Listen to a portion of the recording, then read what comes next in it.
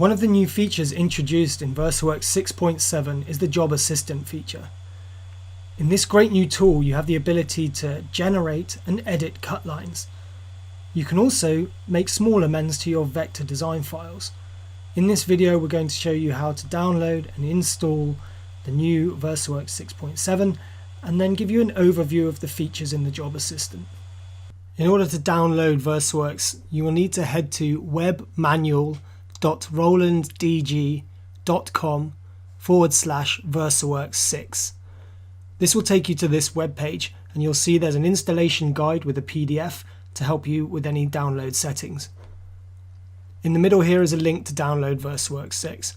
You will need to enter your printer name, the serial number of your device, and your company in order to access the download link. Here it says download all files and put them in the same folder. So you need to download parts 1, 2 and 3 and save those into a folder. Once you've downloaded VersaWorks 6.7, we can click on the first part of the installer and select Run from the on-screen dialog. When prompted, click Run again and Install from the pop-up window. There will be a number of windows from the install wizard that you need to click through in order to begin the installation.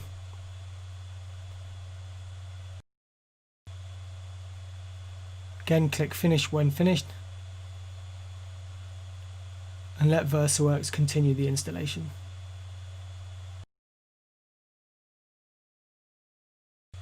You need to accept the licensing agreement, and then once we've entered our details here, this next part is very important. Click next to the X on the screen and choose the top option.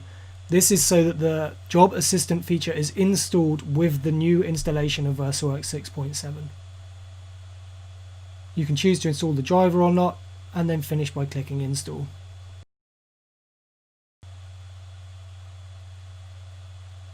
Again, follow the on-screen instructions. Once you've finished your installation, you'll need to restart your computer.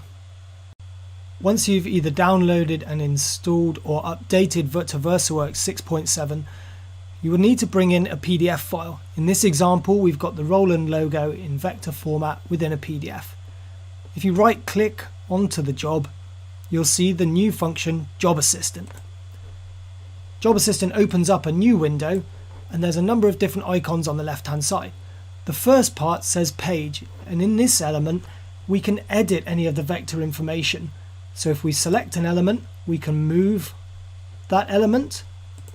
We can change the scale of that element, and we can also delete parts of the vector information.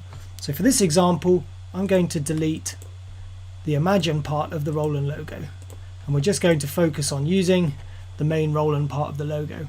At the top here, there are some tools for an undo, redo, actual view, display in actual size, fit to page, fit to width, and then a scale bar for zooming in and out. So we're going to zoom in a little bit and move over to the Roland logo so we can see that part. So this tab can be used for a small amount of editing to your vector information. Next, we go down to the cutting line tab, and at the top there's a few different options for your cutting information. First of all, we've got creating a cutting line. Next, we can draw a cutting line either using a circle or an ellipse or a square or a rectangle. The other function here is to replace with a cutting line. So if we have an existing vector line within our artwork, we can replace that line with a cut line. And finally, we can merge multiple cutting lines together. For this example, we're going to just create a cut line. Next, we can choose the type of cut that we want to create. So we can either choose a cut contour or a perforated cut. When creating the cutting lines, we've got different types of contours as well. So we've got an outline, a clipped outline, so going through part of the artwork, and we've got a bounding box as well. This next part that says cut interior would be, for example, on the O here in the Roland logo, would we want to cut inside of the O, or do we just want to create an outline or boundary cut? So for this example, again, we're going to cut on the interior. And then the corner shape, we can choose whether we have a mitre, a round, or a beveled edge. For this example, we're going to round the edges slightly. So once again, just as a recap, we're going to create a cut line, a cut, an outline with the interiors cut with a rounded corner, and then we can choose the mitre limit as well if we're choosing a mitre. So now I need to select the information that I want to create this cut information on. So I'm going to select and hold the shift key to select all of the information that I want to generate this cut line on. We can choose the offset of our cut. For this example, I'm going to choose 0.5 millimeters, and now we can click create.